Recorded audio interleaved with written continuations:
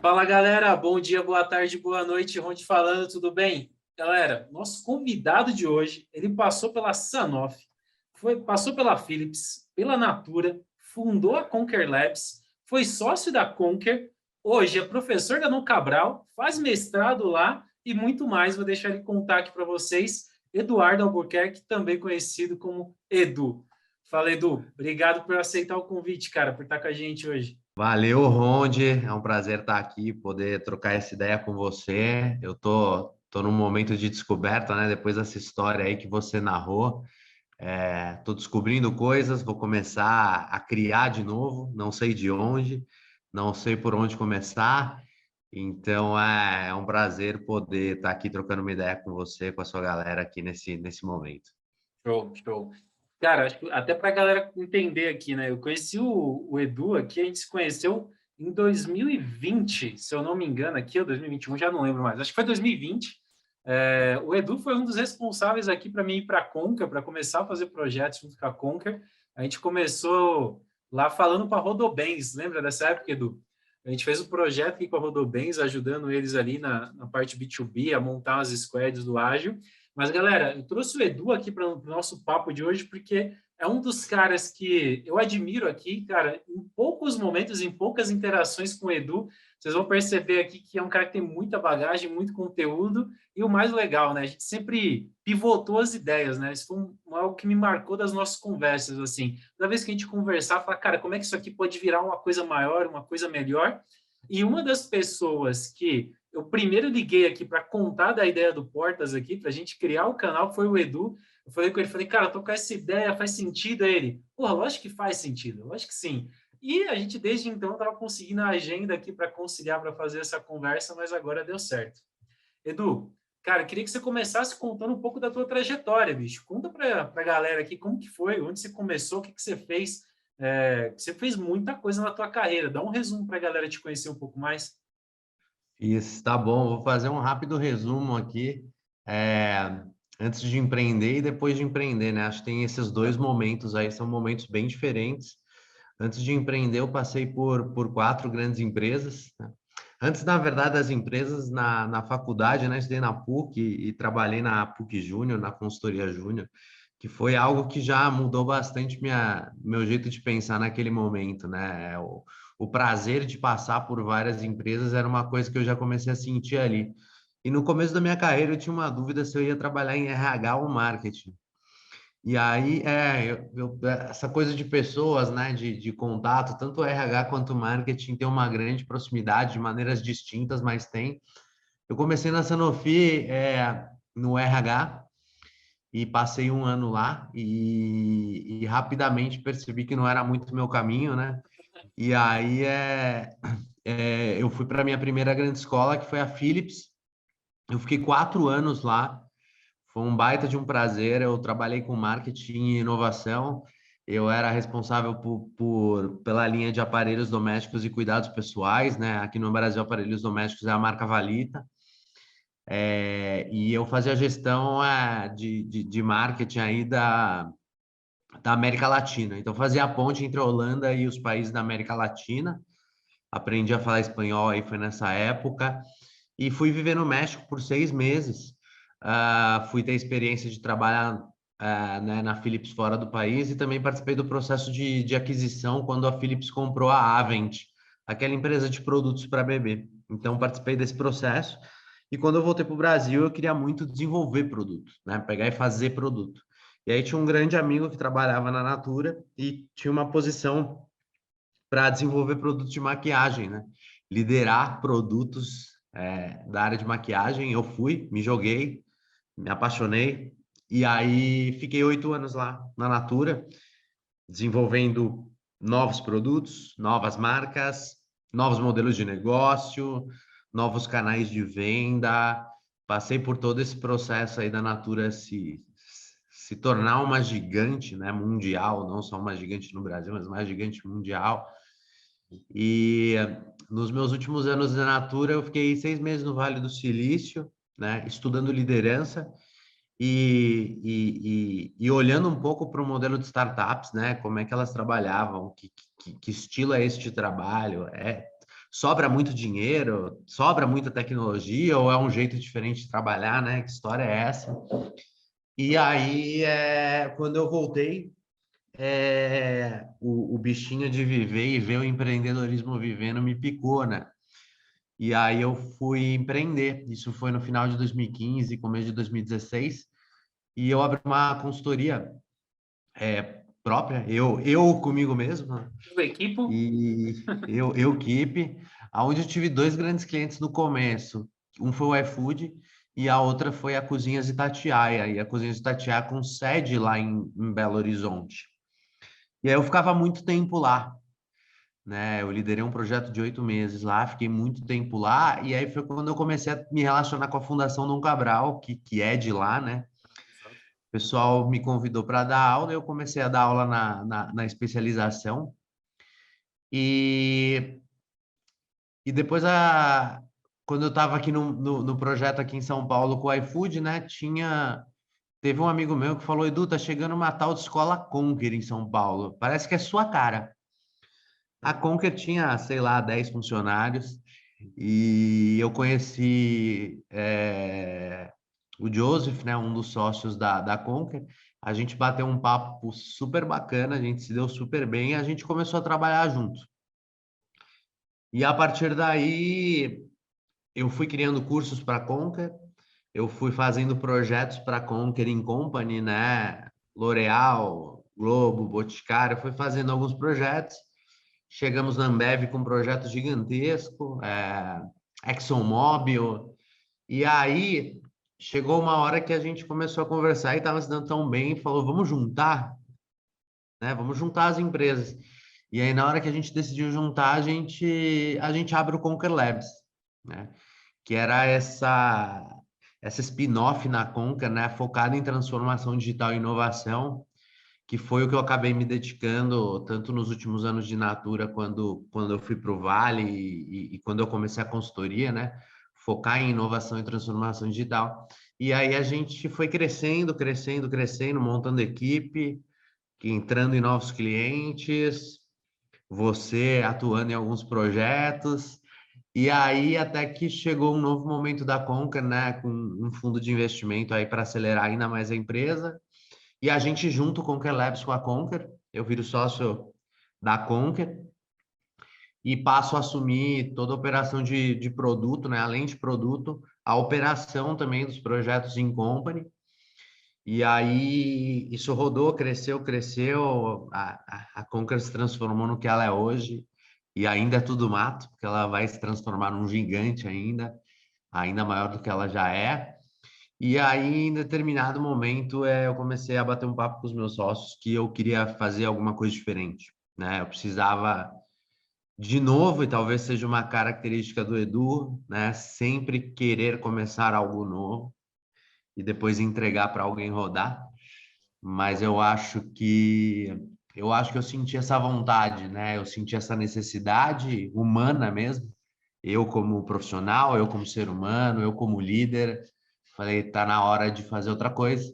E aí a gente bateu esse papo, a minha saída da Conquer foi super boa, inclusive vou dar aula na Conquer, que é algo que eu me apaixono, né?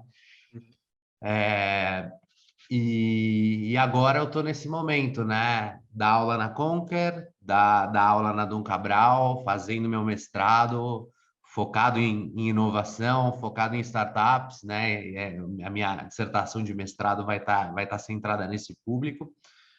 Mas agora que criar algo novo, né? Fazer algo diferente de novo, porque tem muita oportunidade no mercado. O Brasil demanda inovação, né? A gente precisa mudar a educação, a gente precisa mudar ainda, a gente precisa para se tornar um outro país, para se tornar uma outra coisa que não é o que a gente quer hoje. Então a gente precisa trabalhar muito. Então tem muita oportunidade. Então eu estou nesse meu momento de descoberta, né? É um momento de redefinir o Edu novamente. Acho que resumidamente é isso. resumidamente, tem muita história para contar. Acho que tem um negócio bacana aqui. Acho que foi uma das primeiras vezes que eu ouvi isso, e eu sou muito partidário, né? Essa pegada que você tem, Edu, de cara, o país vai se transformar, mas para ele se transformar, a gente precisa trabalhar a educação, né? A gente precisa levar conhecimento para as pessoas. e dividir isso, né? Por que não? Seja numa plataforma como essa aqui, dividindo um vídeo no YouTube ou colocando algum conteúdo online para a galera poder consumir. Mas, Edu, eu queria me apegar aqui no começo da tua história. Você passou rapidamente por dois itens que eu acho que é muito bacana para a galera comentar, que para mim hoje em dia tem um valor gigantesco. Você falou aqui, quando você estava na Philips, que você aprendeu espanhol e depois você falou que você foi para o Vale aqui e com certeza rasgou o inglês. Cara, como é que você vê a questão do idioma hoje? O quanto que você pondera isso com a importância das outras formações, né? Qual que é o valor do inglês, do espanhol, para quem está no começo de carreira, ou mesmo para quem já está em certos níveis de gestão e está tentando evoluir? Como é que você vê o idioma sendo um diferencial para essa galera? Tá, talvez eu vejo o idioma hoje de uma maneira diferente do que eu via quando eu comecei lá atrás, porque tinha uma coisa meio de obrigação, Uhum. né? Eu também. Ainda existe essa coisa de obrigação, você tem que ter o inglês, né? Você tem que ter o espanhol, mas acima de tudo, essas línguas me abriram portas. Eu posso até de novo contar aqui a mesma história falando da língua, né? É, quando eu estava lá na Philips, eu entrei na Operação Brasil e gostaram muito do meu trabalho e o diretor da América Latina, ele falou, Edu, você quer vir trabalhar com a gente, né? Você não cuidar só do Brasil e cuidar dos outros países. Eu falei, putz, quero muito, mas eu não sei falar espanhol. Ele falou, não, tudo bem. Você vai participar da turma de espanhol que a Philips pagava, né? E era aula todo dia, todo dia, de terça e quinta, das 6 às 8 da manhã. E eu morava na casa dos meus pais, em Osasco, e a Philips ficava ali na Verbo Divino. Eu tinha que acordar 4h30 da manhã e pegava lascado para chegar na Philips às 6 da manhã. Estudei durante 2 anos espanhol e trabalhei em espanhol. E aí ele veio e me falou, Edu, você tá mandando bem, você aprendeu espanhol, você quer ir para o México? Isso foi no final de 2006 e eu nunca tinha ido para outro país, né? Eu nunca Quantos anos? tinha a oportunidade de ter ido para outro país. Ah, Então, não tinha nem como falar não, né? Veja como a língua me abriu a porta de poder pela primeira vez sair do Brasil. E aí eu fiquei 6 meses fora e quando voltei, meu espanhol realmente ficou impecável, né? uhum. E olha como isso abriu outra oportunidade depois, porque na Fundação Dom Cabral, eu comecei nos programas empresariais com empresas do Paraguai, Que porque legal. o meu espanhol era muito impecável. E foi uma experiência, assim, sensacional. Nacional. Eu fui durante 2 anos, eu fui durante 2 anos para o Paraguai todos os meses, né? É um país bem diferente da fama que a gente faz, Aham. né? Uma cultura incrível, pessoas super queridas.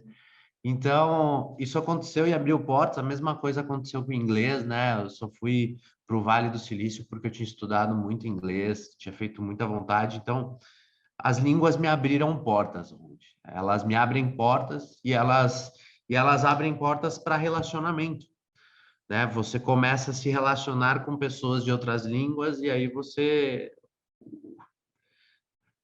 as línguas fazem com que o nosso mundo se expanda. Eu Cultura acho que não foi fica isso que fez comigo. limitada, né? Você não fica só no teu mundinho, né? Você começa a abrir para algo muito maior. Muito, muito maior. E a gente tem uma América Latina gigante aqui do lado, né? Que fala essa língua magnífica, que ela nem é tão difícil, mas que é muito gostosa de se entender, de se falar. Então, as línguas me abriram muitas portas, cara. Boa. Cara, eu tive uma experiência muito parecida. Eu fui trabalhar no Mercado Livre aqui uma época, e eu não falava uma vírgula de espanhol. Cara, e eu me enfiei num curso intensivo aqui, fazia aula aos sábados das 8 da manhã até 2 da tarde, e eu todo dia lia alguma coisa, fazia pelo menos ali uma hora. E eu lembro assim, cara, com uns 2 meses de Mercado Livre, eu precisei fazer uma reunião na Argentina, presencial.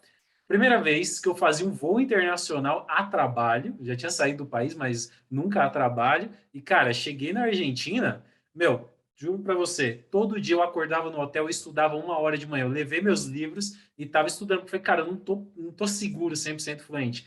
mas com 5 meses eu estava, deslanchando ali, fazendo reunião e tocando com a galera, porque eu acho que é um pouco disso, né, Edu? Você percebe que, cara, se você não fala, você não está imerso, né? Você não está participando, você fica deslocado, assim, sim, independente de qual seja o idioma, né? Então, com certeza, independente de ser o inglês ou o espanhol, ele vai abrir portas aqui para a carreira de qualquer um que estiver ouvindo essa conversa nossa, com certeza. O Edu, Totalmente. mas conta um pouco para a gente aqui, cara.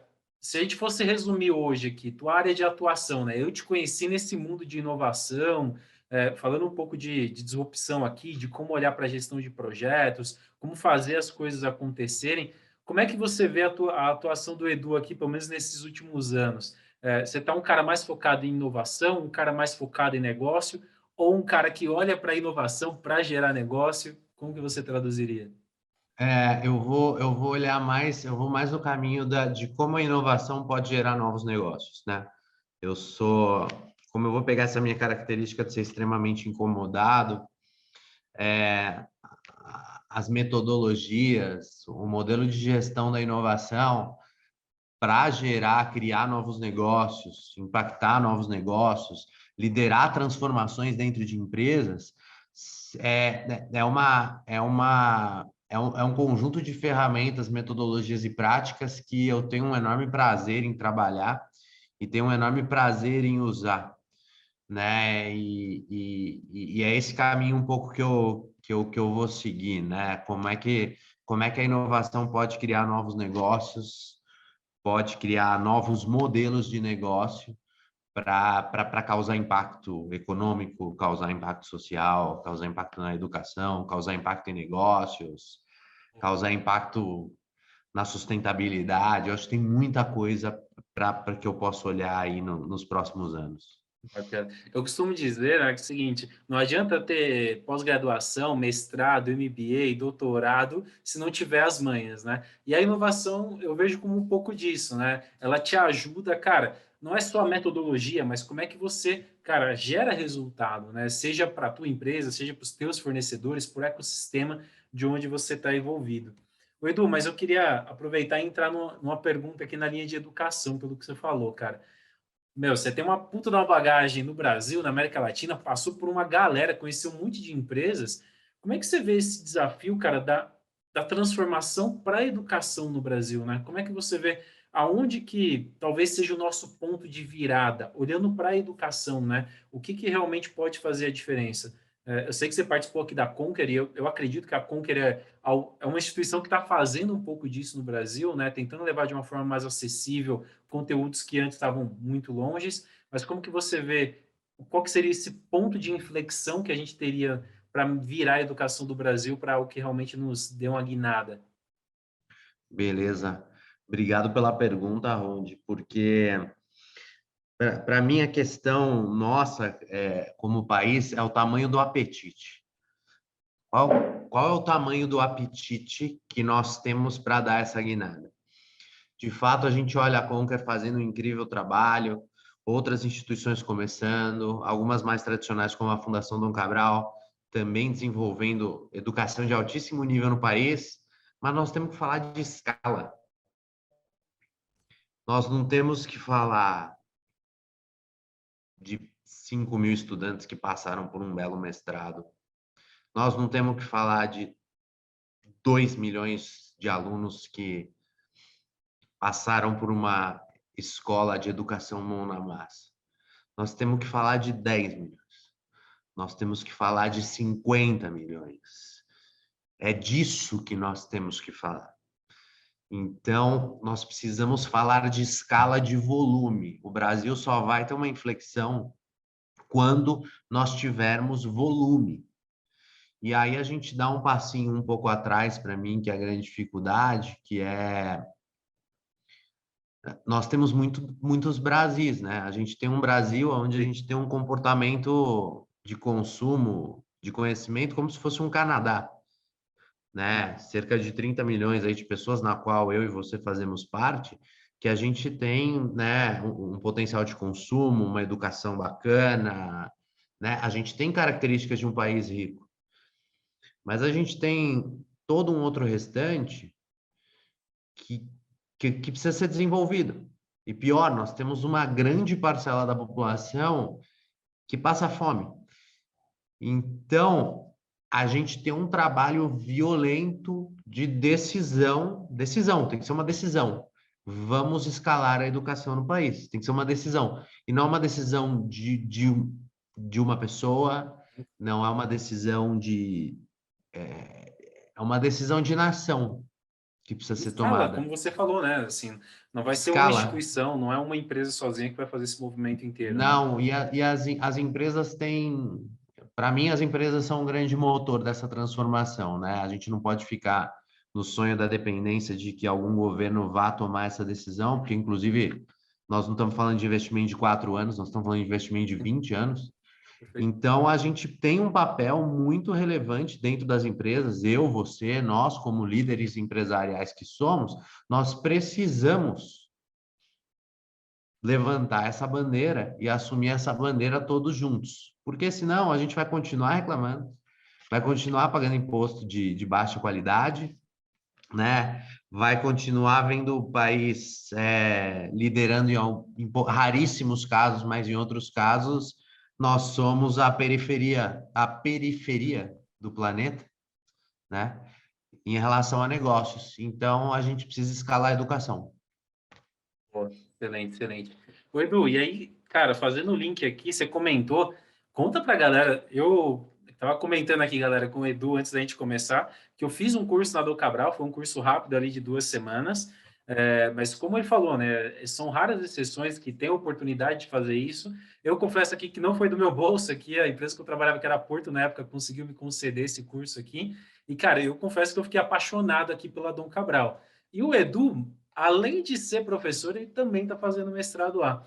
Edu, conta um pouco para a galera como é essa experiência aqui, primeiro de aluno e depois como mestre aqui da Dom Cabral, cara. Qual que é o diferencial? O que, que você olha e você fala, cara, isso aqui realmente é de outro mundo?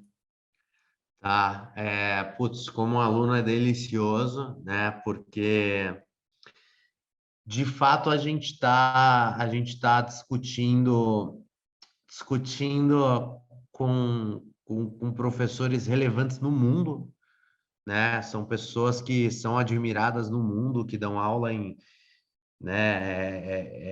nos Estados Unidos, na Europa, nas grandes instituições globais. Então é algo que é um prazer conviver com esses profissionais, com esses professores.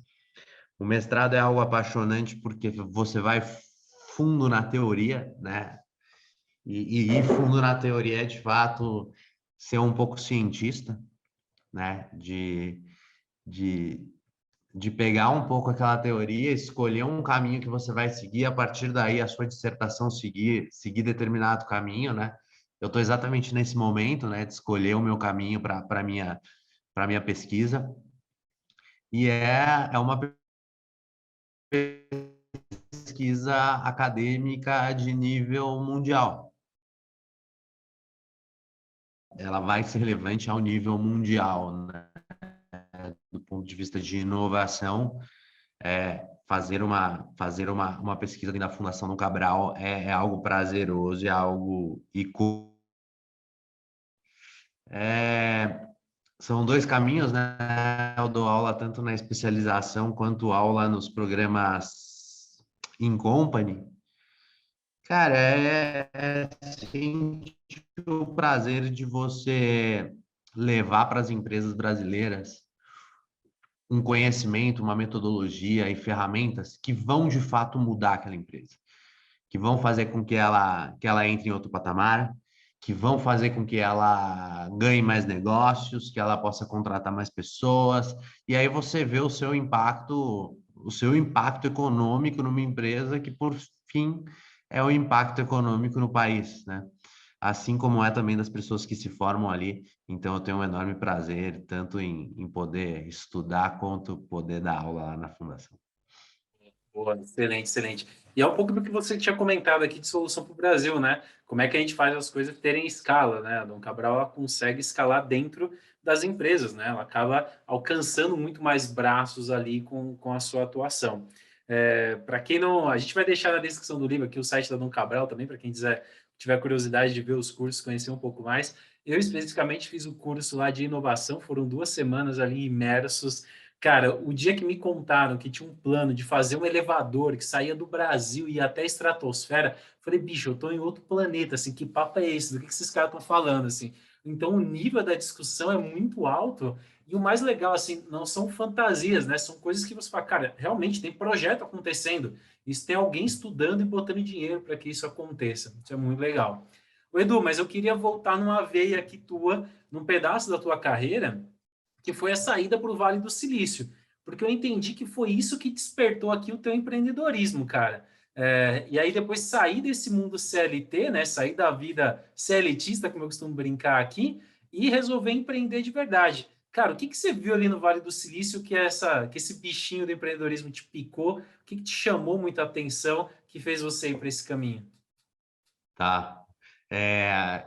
Eu falo que o que mais me impressionou lá foi o que não deveria ter me impressionado, né? Que eu não fui Como para. assim? Eu não achava que era aquilo, porque eu fui lá e vi, tá, tem mais tecnologia do que a gente vê aqui no Brasil, nas grandes capitais? Nada demais, nada Muito diferente. absurdo. Aham. Tem mais dinheiro? Tem, mas o Brasil também não falta dinheiro, né? Somos uma das maiores economias do mundo. Legal. Mas aí eu percebi algo que era encantador e eu não tinha vivido até aquele momento, né? Porque era 2014 e, e eu não tinha vivido a cultura do empreendedor, a cultura de fazer acontecer. Eu tinha vivido na cultura corporativa de grandes canais, né? De negócio, onde eu tinha que liderar pessoas, liderar ideias, liderar projetos e aprovar esses projetos em grandes comitês com o C-level das empresas. Perfeito. Então, esse foi um pouco o meu papel. Meu papel sempre foi um papel de engajar de um lado e interferir na decisão, né? De encantar de alguma maneira. Sempre foi esse meu trabalho. E aí, depois que eu fazia, de alguma maneira alguém ia fazer. Só que quando eu vi a cultura do empreendedor nos Estados Unidos, eu vi a cultura da execução. Eu vi uma cultura de pessoas que começavam coisas do nada e testavam, e testavam, e testavam aquilo com pouco dinheiro, sem medo, com uma tolerância a risco que não era normal para mim. Eu não. Tá, mas vocês não vão fazer uma análise? Que análise? Nós vamos perder tempo, vamos fazer. E, e eu lá na análise, né? Não, gente, mas não tem algum comitê para aprovar essas decisões? Não, nós estamos decidindo agora, vamos fazer. E aí, essa cultura do vamos fazer me impressionou muito. E quando eu voltei, houve um desencaixe cultural, né? Porque eu tinha vindo de um lugar que me falava, pega e faz. E aí eu tinha voltado para um lugar do tipo, alinha, se relaciona, faz as conexões, apresenta a proposta, aprova num comitê e alguém vai fazer. E, e houve esse desencaixe. Então, eu comecei a aprender que o empreendedor, ele pega e faz, ele pega e executa. Ele não espera. E ele vai lá resolver aquele problema. Ele sabe que ele vai cair, ele sabe que vai ter erro, ele sabe que ele vai aprender e ele vai testando. Mas o empreendedor, ele tem um apetite que não nos foi ensinado na nossa escola. Não está dentro de um by the book, né? Não está no livro, não está numa cadeira acadêmica. Não nos ensinaram isso, né? A desenvolver esse apetite. Pelo contrário, pelo menos na minha época, e acho na sua também, né? A gente era muito comum no Brasil ainda, em alguns lugares do país, tirando as grandes capitais, até hoje ainda você, né, você é formado para ser um funcionário público. Para ter um emprego estável, Para ter um Para ter um emprego salário. estável, para passar num programa de trainee Exato, legal, exato. né? Você Trabalhar num não grande tem banco. trabalhar num grande banco, né? E aí a gente não foi desenvolvido para esse outro passo. A nossa educação não desenvolveu isso, que hoje existe muito mais oportunidade, que é a do empreendedor, né? Ou de você começar aprendendo numa startup, né? Numa empresa de execução, numa empresa que tem que fazer, que não é alguém vai fazer para você, é você vai ter que fazer. Então, acho que até nesse aspecto o Brasil está bem diferente de quando eu comecei a trabalhar, né? As possibilidades de você trabalhar numa startup, aprender com isso são muito maiores, mas a cultura empreendedora no Brasil ela deu um salto gigante. É por isso que o Brasil, inclusive, é um celeiro de startups, é um celeiro de unicórnio, né?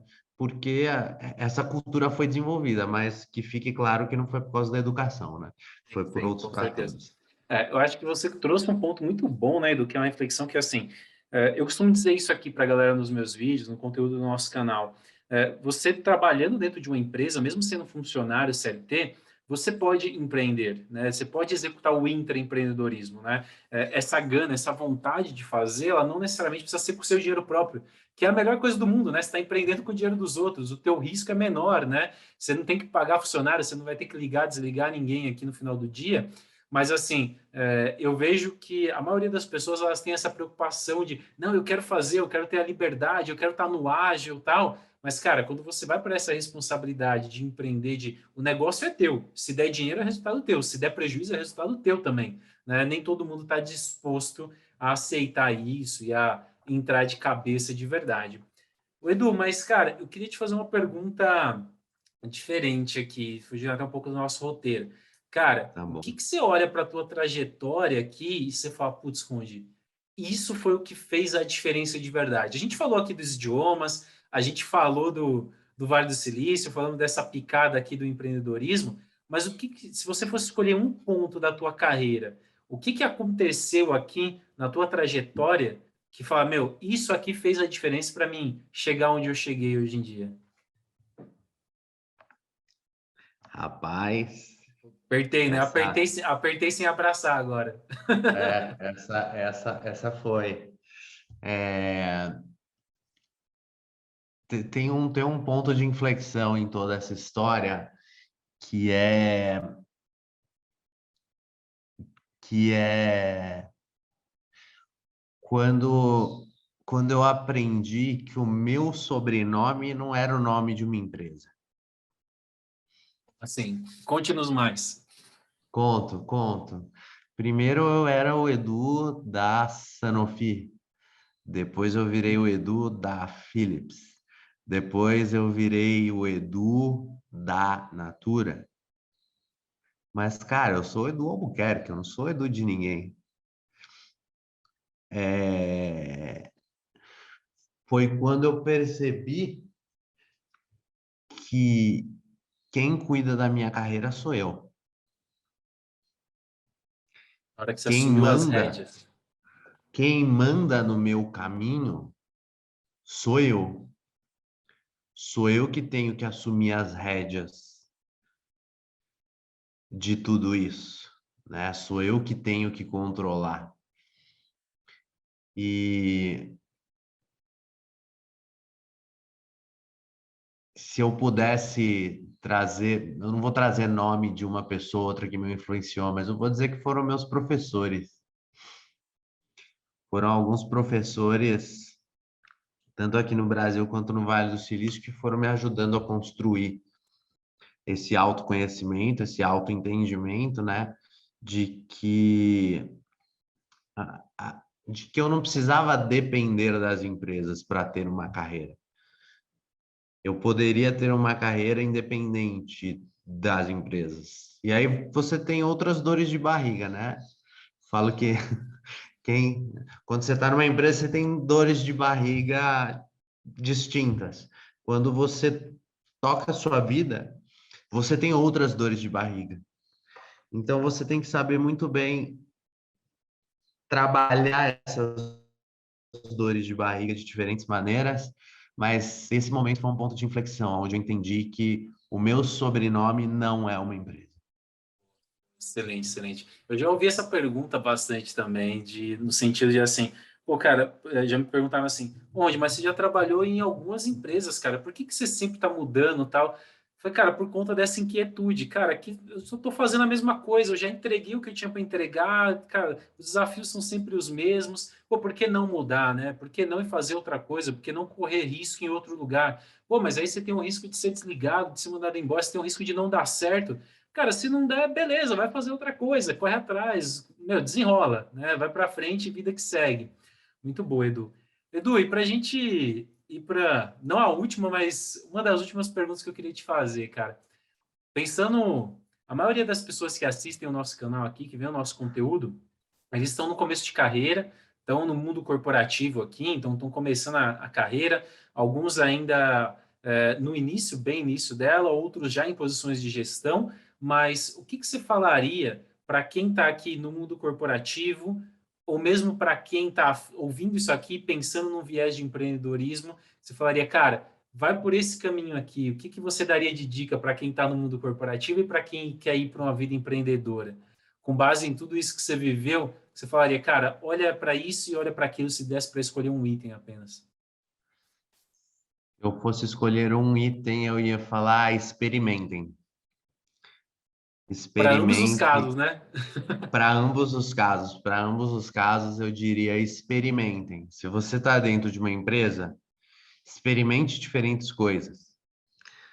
Se você se você acha que você tem uma ideia de um projeto, que alguma coisa tem que mudar, experimente você propor. Experimente você aprovar. Experimente você implementar. Não experimentar é ficar quieto, guardando para você, É aceitar a não decisão do outro. aceitar a decisão do outro, achar que está tudo posto, achar que é aquilo mesmo. Isso não é dar chance para vocês que estão começando a carreira experimentar. Uma das coisas que eu mais agradeço foi ter passado por várias empresas e vários setores e poder experimentar. E hoje, eu tô com 39 anos, né? Eu comecei a trabalhar com 19, então eu tô 20 anos de carreira. Para mim, eu acho que tô terminando uma primeira fase de carreira e indo para uma segunda fase de carreira. Eu tô podendo experimentar de novo, mas eu só posso experimentar porque dentro da mochila que eu fui colocando nas minhas costas, eu fui experimentando várias coisas. E essa experimentação me dá uma mochila cheia de coisas, que agora eu posso olhar de novo e falar, tá, o que eu vou experimentar agora? Então, eu acho que para ambos, tanto para quem está dentro da empresa e para quem quer empreender, experimente. Excelente, excelente resposta, cara. Galera, para quem tá acompanhando a gente até aqui, acho que já percebeu que tá rolando praticamente uma aula de MBA aqui, né? Vocês pegaram um professor da Dom Cabral para a gente extrair uma hora de aula com ele aqui. Mas eu acho que, Edu, você comentou um negócio, cara, que para mim, você falou sutil aqui, mas eu acho que faz muita diferença. Nessa experimentação, cara, você conhecer pessoas, conhecer áreas novas, como você comentou aqui no começo da tua carreira, né? Você estava ali no RH e falou, cara, não é isso que eu quero para mim. E aí você mudou para o marketing. Isso te permite conhecer outras pessoas, te permite aprender outros assuntos. E assim, a minha leitura da tua carreira, né, você contando aqui, ela é um pouco disso. Cara, você foi mudando de área, você foi mudando de empresa, você foi mudando de país, você foi aprendendo outras coisas, trabalhando em outros projetos. E tudo isso te possibilitou conhecer pessoas e ter acesso à informação que talvez se você ficasse só no seu mundinho, executando sempre aquilo que te davam para fazer, né? Como você falou aqui, se você não tivesse se dado a oportunidade de experimentar, talvez você não tivesse chegado aonde você chegou, nem construído tudo isso, né? Então, eu acho que tem um valor muito grande aqui que as pessoas esquecem, que é conheçam pessoas, conheçam, criem contatos. Eu costumo brincar que são os contatinhos, né? Cara, sempre alguém conhece alguém que consegue te colocar em contato com outro. Então, isso é muito legal, isso te abre muitas portas. Edu, cara, para a gente ir encerrando nossa conversa aqui, a gente está quase uma hora batendo esse papo bacana. O que você olha e fala assim, putz, galera, se fosse para deixar uma mensagem para todo mundo aqui, com tudo isso que a gente fez, além do experimentem aqui, o que você deixaria de recado para a galera, pensando no Edu de lá atrás, com 19 anos, quando começou a carreira, e o Edu hoje de 39, com a mochila cheia, já com bastante coisa na mochila, não que não dê para colocar mais coisas, sempre tem espaço, sempre cabe mais, mas o que você deixaria de mensagem para a galera? Putz, obrigado. Eu vou deixar essa mensagem de é, tenham disciplina com consistência e também tenham consistência com a disciplina. Não adianta você querer buscar algo de maneira rápida e só mandando bem poucas vezes. Você tem que mandar bem muitas vezes. Entende? Você tem que ter consistência. E consistência é quando você manda bem em algo várias vezes durante muito tempo. Só que para isso é necessário muita disciplina. E disciplina, para mim, individualmente, disciplina demanda você ter uma clareza de onde você quer chegar. Se você quer chegar em determinado lugar, você tem que ter disciplina no longo prazo. Não é uma disciplina de curto prazo, não são coisas mágicas, não vai acontecer de um dia para o outro. E disciplina com consistência vai te obrigar a ter uma coisa que é esforço. Vamos Tem que dizer, ter esforço, tem que suar, tem que ralar, tem que. Porque senão eu acho que essa é uma das coisas que a carreira cobra, sabe? Ao longo do final da carreira ela vai te cobrar. Então tenha consistência, tenha disciplina e se esforce. excelente, excelente, Edu. Eu costumo dizer o seguinte: esforço não é sinônimo de resultado, mas não tem resultado se não tiver esforço. Então você precisa achar esse ponto de equilíbrio, né? Senão não adianta querer trabalhar 50 horas por dia, porque, cara, não tem, não dá. Mas, meu, seja aquele esforço consciente, faça aquilo que realmente vai te levar, né? Eu prefiro de longe ter no time o esforçado não inteligente do que ter o inteligente não esforçado. De longe. Cara, depois dessa não tenho mais nem o que falar. Encerramos. Chega. Arrebentou. Cara, muito, muito obrigado, Edu. Obrigado pelo papo, cara. Como eu comentei sempre aqui, é um prazer estar contigo. Eu adoro trocar ideia com o Edu. Sempre as coisas vão pivotando aqui, a gente vai criando mais ideias, elas vão crescendo em cima. Isso é muito legal. Espero que a galera que esteja assistindo até aqui tenha gostado também. Como eu brinquei, foi uma aula de MBA gratuita aqui para quem conseguir aproveitar esse conteúdo na íntegra. Edu, obrigado por todo o carinho aqui, pela atenção, pela disposição de bater um papo com a gente, cara. Tua trajetória é sensacional. Tenho certeza que a galera que acompanha o Portas aqui vai ficar muito feliz de ouvir esse nosso bate-papo. Obrigado, galera do Portas. Contem comigo. Estou livre, tá? Estou experimentando, estou à disposição. Contem comigo aí, me procurem. É sempre um prazer estar com você, Rondi. Muito obrigado. Valeu e tamo junto. Tamo junto sempre. Valeu, Edu. Valeu. Até. Tchau, tchau.